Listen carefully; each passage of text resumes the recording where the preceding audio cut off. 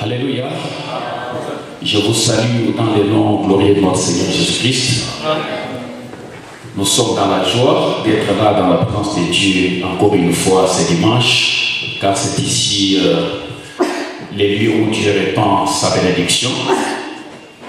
La parole de Dieu nous dit, et c'est David qui parle, il dit qu'il est dans la joie quand on lui dit allons dans la maison de l'Éternel, parce que c'est ici que Dieu répand sa bénédiction. Il y a, je crois, 2 dimanches passés, nous avions commencé à parler sur les principales portes d'entrée du diable. Les principales portes d'entrée du diable dans nos vies, dans nos maisons et même dans notre église, dans les affaires que nous faisons. Puisque, comme vous vous souviendrez, notre passage de base, c'est celui que nous avons lu qui nous dit « Veillez, soyez sobres, car votre adversaire, le diable, rôde autour. Il est en train de rôder tout autour, cherchant qui dévorer. » Et nous disions, ça c'est dans 1 Pierre chapitre 5, verset 8, 1 Pierre chapitre 5, verset 8 qui nous dit cela, « Veillez, car votre adversaire, le diable, rôde tout autour. Il cherche qui dévorer. » La raison pour laquelle le diable est en train de rôder, j'insiste, c'est qu'il n'a pas le pouvoir d'entrer. Il n'a pas le pouvoir d'entrer dans la bergerie pour prendre une brebis, prendre quelqu'un. Il ne peut pas comme ça de lui-même entrer dans notre vie, commencer à détruire, commencer à voler, si nous ne lui avons pas ouvert la porte, si nous ne lui avons pas facilité la tâche, ou s'il ne joue pas de complicités intérieures, en ce qui concerne une famille par exemple, ou en ce qui concerne une assemblée, une église. Alors, le diable, aussi longtemps que personne n'a ouvert la porte, il ne peut pas entrer. Et depuis 2 semaines, nous parlons de ces choses qui sont essentielles pour notre vie chrétienne. Et la première porte, j'ai fait encore une petite récapitulation. Je parlais du péché comme étant la porte principale que le diable utilise pour entrer dans la vie de l'homme. Tant que quelqu'un s'est sanctifié, tant que quelqu'un marche dans la crainte du Seigneur, le diable n'entrera jamais dans sa vie. Si c'est une famille qui se sanctifie, où tout le monde est pur, tout le monde est saint devant Dieu, chaque fois que quelqu'un a commis une erreur, un péché, il se sanctifie immédiatement, il demande pardon au Seigneur, eh bien le diable ne peut pas entrer dans une telle maison, il ne peut pas entrer dans une telle famille. Amen. Et j'ai donné un certain nombre d'exemples pour illustrer cela, pour vous montrer que aussi longtemps qu'un péché n'a pas été commis, le diable ne saura jamais entrer, ni dans une vie, ni dans une famille, ni dans une église, à moins qu'on lui ouvre la porte en commettant le péché. Et les exemples sont nombreux que nous avions vus ici pendant les 2 derniers dimanches. Et une autre porte d'entrée, pour ceux qui n'étaient pas là, nous avions dit que c'est la vue, nos yeux. Parce que la plupart des péchés que nous commettons, nous les commettons parce que nous avons vu. Si tu n'as pas vu, tu ne peux pas commettre le péché. Amen. Il y a des choses que tu ne prendras pas, que tu ne voleras pas parce que tu ne les as pas vues. Il y a des gens qui volent parce qu'ils ont vu, ils ont convoité. Et puis, ils mûrissent l'idée d'aller voler et ils volent. S'ils n'avaient pas vu de ses propres yeux, eh bien, ils n'auraient jamais eu le temps d'aller voler cette chose. Et je disais également que l'une des portes principales que le diable utilise pour entrer dans nos vies, c'est notre pensée. Notre pensée est un véritable champ de bataille entre Dieu et les puissances des ténèbres. Il n'y a pas un seul péché que l'homme commette qui ne passe pas d'abord par sa pensée. On commence par concevoir le péché dans sa pensée et puis après, on passe à la matérialisation du péché. Ce que nous voyons là, ce sont tout simplement des conséquences. Tu dis, oh, il a volé, oh, il a tué, mais avant de tuer, il a eu d'abord ça dans sa pensée. Amen. C'est pour cela que nous devons faire très attention au genre de pensées que nous sommes en train d'entretenir dans nos vies. Si tu es là à nourrir toujours de mauvaises pensées, c'est-à-dire que tu as laissé ta porte grandement ouverte au diable. Il va entrer et commencer à te pousser à faire des choses qui n'honorent pas Dieu, des choses qui vont détruire ta vie. Et une autre porte, ce sont des mauvaises compagnies. Il y a des gens que nous avons rencontrés dans la vie qui ont complètement bouleversé nos vies. Si je n'avais pas rencontré telle personne, On entend souvent les gens dire cela. Ma vie n'aurait jamais été ce qu'elle est aujourd'hui. Tout simplement parce que tu as accepté de te faire accompagner dans ce voyage par quelqu'un qui ne devrait pas t'accompagner en réalité. Tu t'es lié à un ami, à une amie, qui constitue pour toi une mauvaise compagnie, qui t'influence négativement, qui te donne de mauvaises idées. Tu commences à faire ce qu'il est en train de faire ou ce qu'elle est en train de faire, alors qu'au départ, tu étais quelqu'un de bien. Tu craignais Dieu. Mais depuis que tu as rencontré cet ami, ta vie a basculé dans le mal. Ce sont de mauvaises compagnies.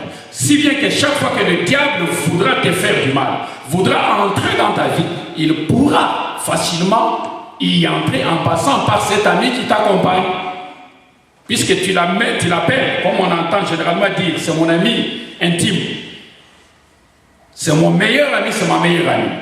Et comme le diable est rusé, il va commencer à utiliser cette personne chaque fois qu'il voudra entrer dans ta vie. Et l'autre porte sur laquelle nous avons beaucoup insisté le dimanche dernier, c'était les alliances malheureuses. Les alliances malheureuses. Chaque alliance que nous tissons, que nous concluons avec quelqu'un, peut nous apporter le bonheur, tout comme elle peut nous apporter le malheur. Et là, j'insistais beaucoup plus en ce qui concerne le mariage. Parce que quand nous nous faisons porter l'anneau au doigt, lorsque nous faisons le mariage, nous disons que je te fais porter cet anneau, signe de notre alliance. Amen. Et si cette personne à qui tu te lis, avec qui tu conclus cette alliance, n'est pas quelqu'un de bien, eh bien, tu as hypothéqué aussi ton avenir. Parce que chaque fois que le diable voudra entrer dans ta vie pour te détruire, pour voler, pour faire du mal, il va passer par cette personne. Et j'ai donné un certain nombre d'exemples dans la Bible, en parlant par exemple du cas d'Ananias et de Saphira.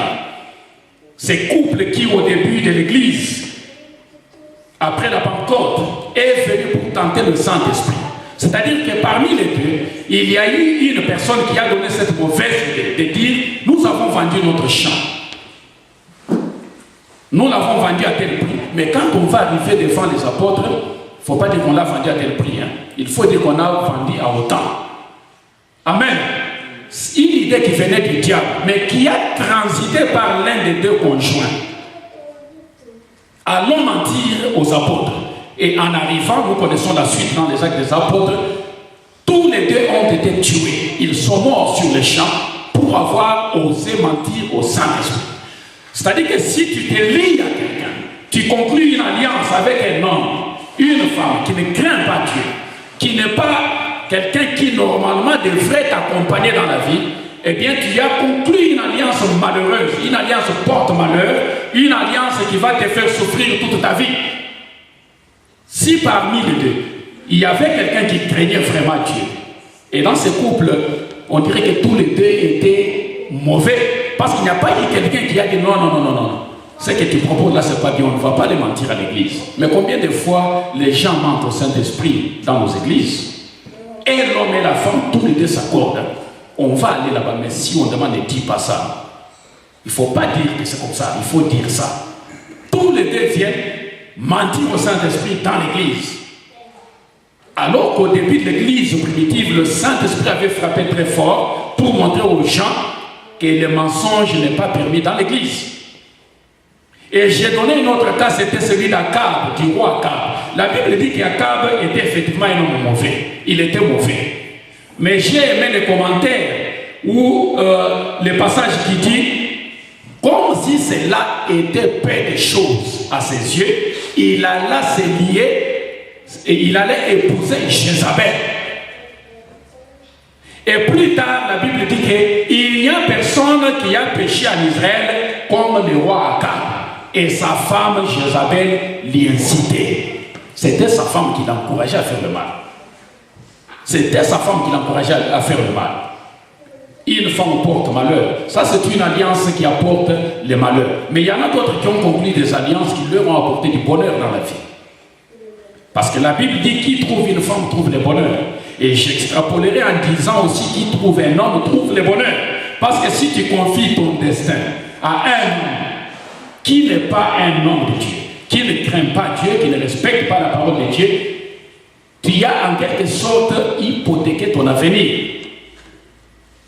Il y a eu une femme pleine de bon sens dans la Bible, la femme de Nabal, Abigail. Cette femme, une très bonne femme, mais qui avait eu le malheur d'épouser Nabal, un homme insensé, que David a failli décimer avec toute sa famille à cause de son ingratitude vis-à-vis de tous les services que David et ses hommes lui avaient rendus. Et heureusement que cette femme était intervenue pour calmer David, pour l'arrêter. Sinon, ça aurait été un massacre terrible. Mais plus tard, Dieu a tué cet homme. Il est mort. Donc, c'est dans tous les deux cas. Tu peux être un homme de bien, mais tu conclus une alliance avec une femme qui n'est pas une bonne femme. C'est une alliance malheureuse. Ça va t'apporter beaucoup de malheur dans la vie. Et chaque fois que le diable voudra faire du mal dans ta vie, il va passer par elle. Et tu peux être aussi une bonne femme, mais tu tombes sur un méchant, un mauvais, un homme qui n'est pas un homme de bien, et bien tu as conclu une mauvaise alliance. C'est pour cela que j'insistais sur le fait que le mariage, on ne le contracte pas n'importe comment. C'est quelque chose qui doit demander des prières, des tonnes et des tonnes de prières, puisque c'est pour la vie. Tu dois prier comme tu n'avais jamais prié afin de ne pas commencer à regretter plus tard. Mais aujourd'hui, je voudrais passer à une autre porte d'entrée. Bien entendu, il est bien entendu que la liste des portes d'entrée que je suis en train de donner ici n'est pas exhaustive, ce n'est pas tout. Vous pouvez aussi en découvrir, et vous en savez plusieurs. En méditant sur la parole de Dieu, vous pouvez découvrir d'autres portes que je n'ai pas, ou que je n'aurais pas énumérées ici sur ma liste. Il faut méditer la parole de Dieu, mais je vais vous en donner ce que j'estime être les principales et que Dieu m'a mis à cœur. Je voudrais parler de notre parole, la parole qui sort de notre bouche. Amen. La parole que nous prononçons, qui sort de notre bouche, peut communiquer la vie et elle peut communiquer la mort. Et la parole qui sort de notre bouche a un tel pouvoir que si nous ne faisons pas attention, si nous ne pensons pas chaque mot que nous prononçons, eh bien nous pouvons détruire des vies. Nous pouvons détruire des vies et même des familles entières. Il y a des familles qui ont été décimées à cause d'une moindre parole qui a été prononcée d'une manière irresponsable par quelqu'un. Quelqu'un a raconté quelque chose et ça détruit toute une famille. Il y a des églises qui se sont disloquées à partir d'un seul individu qui a prononcé des paroles, qui a raconté quelque chose et finalement toute l'église a été bouleversée. C'est la raison pour laquelle la Bible nous encourage en disant que tes paroles soient peu nombreuses. Amen. Ecclésiaste chapitre 5 verset 1 nous le dit. Ecclésiaste chapitre 5 verset 1 nous le dit. Que tes paroles soient peu nombreuses. Il ne faut pas beaucoup parler. Et la Bible ajoute même que celui qui parle beaucoup ne manque pas de péché. Quelqu'un qui parle blablabla tout le temps, tu dis tout. Tu parles de tort et de travers, tu finiras par commettre des péchés. Et lorsque nous lisons dans la Bible, dans Genèse, au premier chapitre, nous trouvons que tout ce que Dieu a créé, il a créé par sa parole. Dieu n'avait pas de matière qui était là, il est entré dans son laboratoire pour transformer les choses, faire ceci, faire cela. Tout a été créé par la parole. Que la lumière soit et la lumière fut.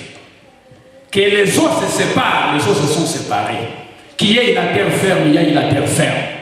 Qu'il y ait des arbres, qu'il y ait de l'herbe. Tout a été créé par la parole. C'est simplement pour vous dire que notre parole renferme un pouvoir redoutable. Ça renferme un pouvoir terrible. Et le diable sait cela. S'il veut entrer dans la vie de quelqu'un, il va entrer aussi il peut passer par la parole. Amen. Nous verrons quelques exemples dans la Bible pour vous montrer comment le diable utilise souvent la parole. Et c'est pour cette raison que nous devons faire attention avec les paroles que nous prononçons. Tu peux prononcer une parole de façon irresponsable et le diable va s'en servir.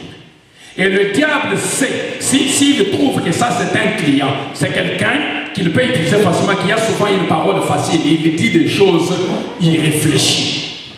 Avant de parler, il ne raisonne pas, il ne réfléchit pas. Il va commencer à utiliser les paroles de ta bouche pour détruire des vies, pour communiquer des malédictions, pour renverser des vies entières, des familles, s'il est faux.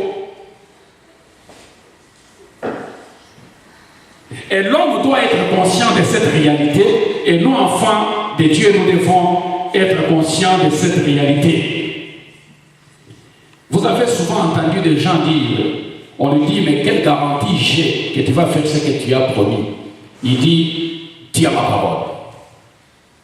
Il lui dit, tiens ma parole, je te donne ma parole. Il y a des gens qui connaissent la valeur de la parole. Ce ne sont pas des gens qui sont en train de parler comme ça, en l'air, qui disent n'importe quoi. Puisque par ta parole, tu t'engages. Par ta parole, tu peux te vendre même aussi au diable. Il y a des gens qui ont vendu leur bénédiction à partir d'une simple parole sortie de leur bouche.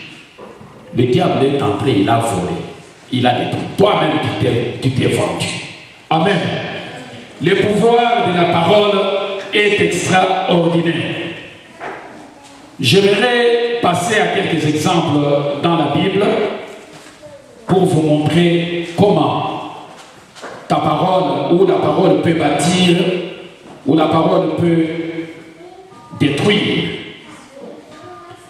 Ésaïe chapitre 50 verset 4 nous dit ceci.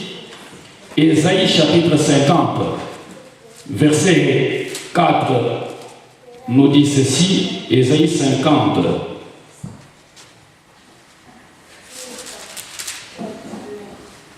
Ésaïe parle, il dit ceci. Seigneur l'Éternel m'a donné une langue exercée pour que je sache soutenir par la parole celui qui est abattu. Il éveille chaque matin, il éveille mon oreille pour que j'écoute comme écoute des disciples. Le Seigneur l'Éternel m'a donné une langue exercée pour soutenir par la parole celui qui est abattu. Donc rien que par ta parole, tu peux communiquer la vie.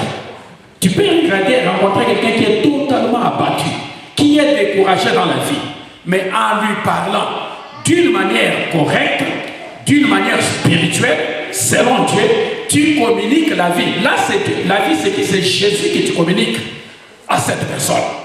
Tu vois quelqu'un qui était découragé dans la vie, tu dis, oh, en tout cas, j'ai compris. À partir de ce que tu m'as dit, je trouve que je reprends du courage dans la vie. Je voulais me faire du mal, mais je ne veux plus le faire. Amen. Je ne veux plus le faire parce que ce que tu viens de dire m'encourage, ça me redonne encore de l'espoir. Je sens qu'il y a de l'espoir. Je ne veux plus me faire du mal. Ça, c'est dans le sens positif pour montrer qu'à travers notre parole, Dieu peut transmettre la vie.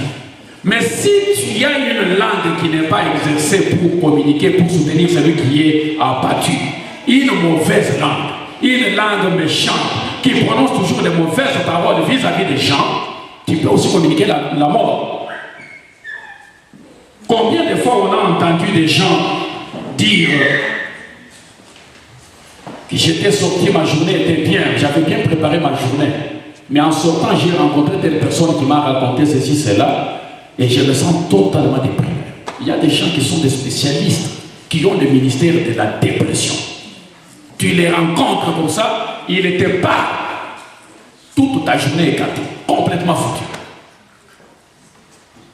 Tu ne peux plus rien faire puisque tu es bouleversé à cause des paroles que cette personne a prononcées. C'est la mort qui t'a injecté, qui t'a communiqué. Le diable passe par sa parole, qui n'est pas la parole de Dieu, qui n'est pas une parole inspirée, pour te communiquer les découragements, la dépression.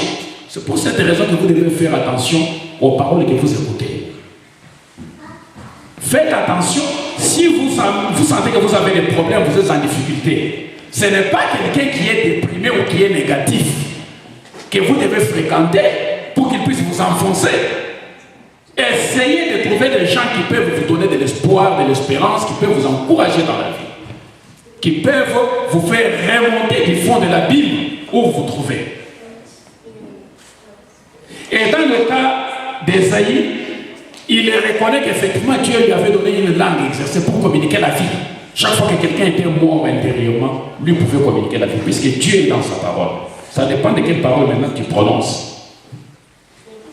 Et souvent le diable se sert de la parole qui sort de notre bouche pour entrer dans les vies des gens.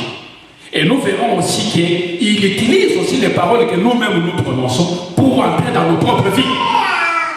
Tu dis une parole, il réfléchit d'une manière insensée, peut-être parce que tu es sous l'impulsion de la colère. Tu prononces certaines paroles, directement le diable profite, il entre en toi. Il entre dans ta vie, il entre dans ta maison. Parce que tu as prononcé une parole que tu ne devrais pas prononcer. Un autre exemple que je voudrais donner pour montrer comment le diable se sert de la parole pour décourager les gens, pour détruire, entrer dans des vies des gens. C'est l'exemple des Israélites lorsqu'ils sortaient de l'Égypte vers la terre promise.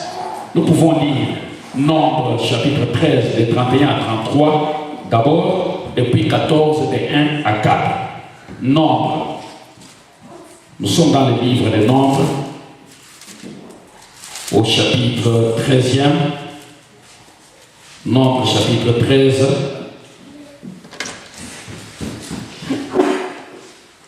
Nombre chapitre 13, de 31 à 33. Et vous noterez aussi le chapitre 14, du premier verset au verset 4e. La Bible nous dit ceci. Mais les hommes qui étaient allés avec lui dirent, nous ne pouvons pas monter contre ce peuple, car il est plus fort que nous. Et ils décrièrent devant les enfants d'Israël le pays qu'ils avaient exploré. Ils dirent, le pays que nous avons parcouru pour explorer est un pays qui dévore ses habitants. Tous ceux que nous y avons vus sont des hommes d'une haute taille. Et nous y avons vu les géants enfants d'Anak, de la race des géants. Nous étions à nos yeux et aux leurs comme des sauterelles. Chapitre 14, de 1 à 4. Nombre. Toute l'assemblée éleva la voix et poussa des cris, et le peuple pleura pendant la nuit. Tous les enfants d'Israël murmurèrent contre Moïse et Aaron, et toute l'assemblée leur dit, quels sommes-nous morts dans le pays d'Égypte, où nous sommes, où quels sommes-nous morts dans ce désert? Pourquoi l'Éternel nous fait-il aller dans ce pays où nous tomberons par l'épée, où nos femmes et nos petits-enfants deviendront une proie? Ne vaut-il pas mieux pour nous retourner en Égypte? Verset 4. Et ils se dirent l'un à l'autre, nommons un chef et retournons en Égypte. Vous voyez comment le diable est toujours prêt à se servir de la parole que nous prononçons pour entrer dans les vies des gens, pour nous décourager, pour détruire les vies. Ces gens étaient courageux. C'est un peuple qui était sorti avec des chants d'allégresse du pays de l'Égypte pour aller dans la terre promise. C'était des gens qui avaient chanté des cantiques de victoire lorsqu'ils ont traversé la mer Rouge. Dieu est grand, Dieu est bon, Dieu est tout-puissant. Mais voilà que Moïse a eu une idée. Il s'est dit, avant d'aller conquérir le pays que nous voulons aller conquérir, eh bien, j'envoie d'abord des espions avant que ces gens aillent explorer les pays pour voir. Il a envoyé 12 espions. Ils sont arrivés. Parmi ces gens, il y avait Josué et Caleb. Ils sont arrivés, ils ont vu le pays. Effectivement, le pays était un beau pays où on coulait le lait et le miel. Il y avait de bons fruits. Mais seulement, il y a eu la présence des géants, des gens d'une haute taille. En les regardant, tout ce qui a attiré leur attention, qui a retenu leur attention, malgré la beauté du pays, c'était la présence de ces géants. Ils sont retournés. Et pour faire rapport à Moïse, la Bible nous dit que parmi les 12, 10 ont donné un rapport très décourageant. Ils ont fait un récit extrêmement démobilisateur, décourageant, vis-à-vis de l'Assemblée. Nous y sommes allés, effectivement, c'était un beau pays, mais c'était un pays qui dévore ses habitants. Et pourtant, il y avait des habitants là-bas qui n'avaient pas été dévorés. Tout ce que nous y avons vu, c'était des géants, fils d'Anak. Des gens d'une haute taille. À leurs yeux et à nos yeux, nous étions comme des sauterelles. En tout cas, on ne peut pas y aller, sinon on va périr là-bas. Malgré les efforts de Josué et de Caleb, qui ont dit non, l'Éternel est avec nous, allons-y, on va vaincre ces gens, on va s'emparer du pays. La Bible nous dit dans les passages que nous venons de lire, toute l'assemblée s'est découragée. Ils ont commencé à murmurer contre Moïse et Aaron pour arriver à la conclusion qu'il fallait nommer notre chef à l'endroit de Moïse et se retourner en Égypte. Pourquoi est-ce que cela est arrivé? Parce qu'il y a eu des gens qui ont parlé d'une manière qui décourage. Le diable, l'ennemi, est entré par eux pour décourager toute l'assemblée.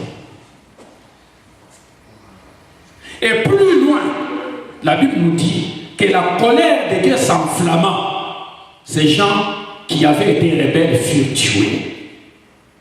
Et c'est là même que Dieu a dit à Moïse, lorsque Moïse a intercédé que Dieu ne décime pas toute l'assemblée, Dieu a dit, j'ai écouté ta prière, mais tous ceux qui m'ont déjà tenté 10 fois, depuis que vous êtes sortis de l'Égypte, ils ne vont même pas entrer dans la terre promise. Je suis fatigué. Et tous ces gens sont morts dans les déserts, tous ceux qui étaient rebelles. Mais pourquoi ils s'étaient découragés, ils étaient devenus rebelles? Parce qu'il y a des gens qui ont parlé. C'est pour cette raison que nous devons mesurer chaque mot, chaque phrase que nous prononçons. Est-ce que ça va communiquer la vie? Ou bien ça va communiquer la mort? Ça peut conduire des gens à la vie, tout comme ça peut les conduire aussi à la mort. Nous devons faire très attention aux paroles que nous prononçons. Et dans la Bible, nous trouvons un cas que j'aimerais souligner ici, c'est le cas de Noé avec ses enfants. Noé avec ses enfants. Pour vous montrer que la parole qui sort de notre bouche a un pouvoir terrible. Tu peux prononcer une simple parole, le diable s'en sert pour entrer soit dans ta propre vie, soit dans la vie de la personne sur qui tu es en train de la prononcer. C'est pour cette raison que nous devons être responsables dans les propos que nous tenons. Même si tu es sous l'impulsion de la colère, il vaut mieux te taire plutôt que de prononcer n'importe quelle parole. Je lis ici dans Genèse chapitre 9.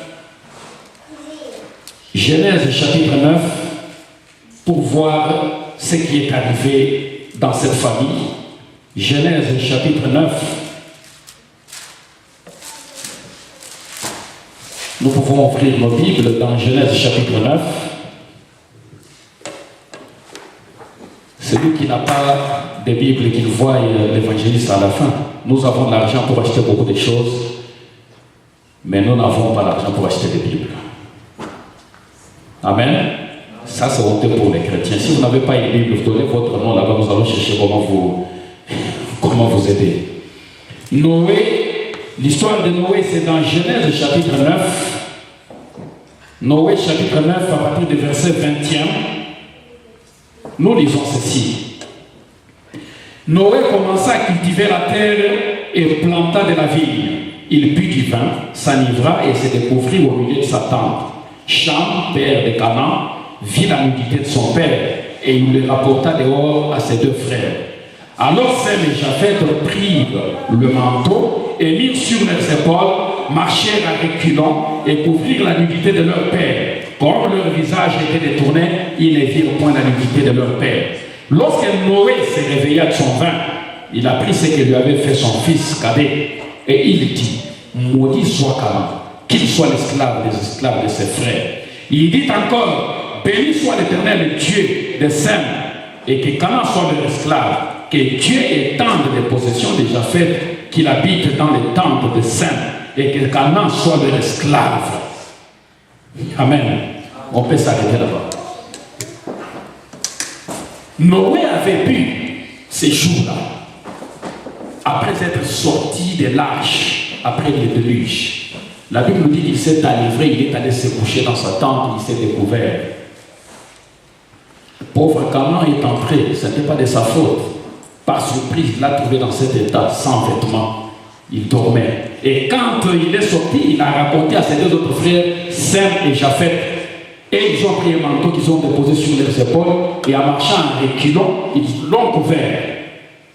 Mais quand Noé s'est réveillé de son vin et qu'il a appris ce qui s'était passé, vous entendez les paroles qu'il est en train de prononcer ici sur l'enfant. sur champ. Il l'a dit, qu'il soit l'esclave des esclaves de ses frères. Et Cham est le père de ce que nous appelons aujourd'hui les Cananéens. Et vous connaissez leur sort dans la Bible, leur situation, à cause d'une parole prononcée par leur père. Parce qu'il était fâché.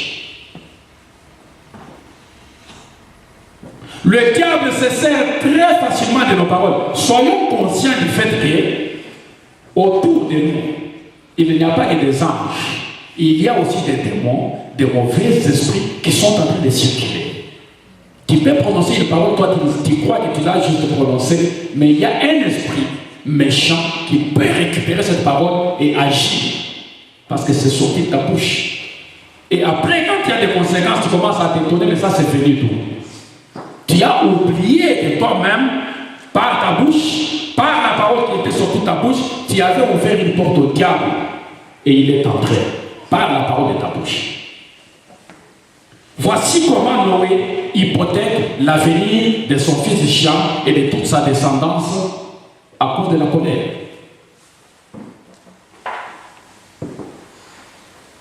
Ma mère m'a raconté une histoire lorsque, vous savez, en 1960, il y a eu la guerre.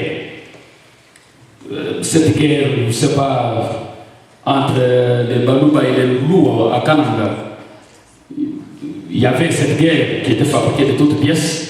Il fallait chasser les Balouba des Kasaï occidentales pour qu'ils rentrent chez eux, qu'ils aillent en Bujumaï. Kamiba a envoyé la société minière de Bakonga a envoyé c'est pas des véhicules pour porter des gens, des familles, les amener vers Bujumaï.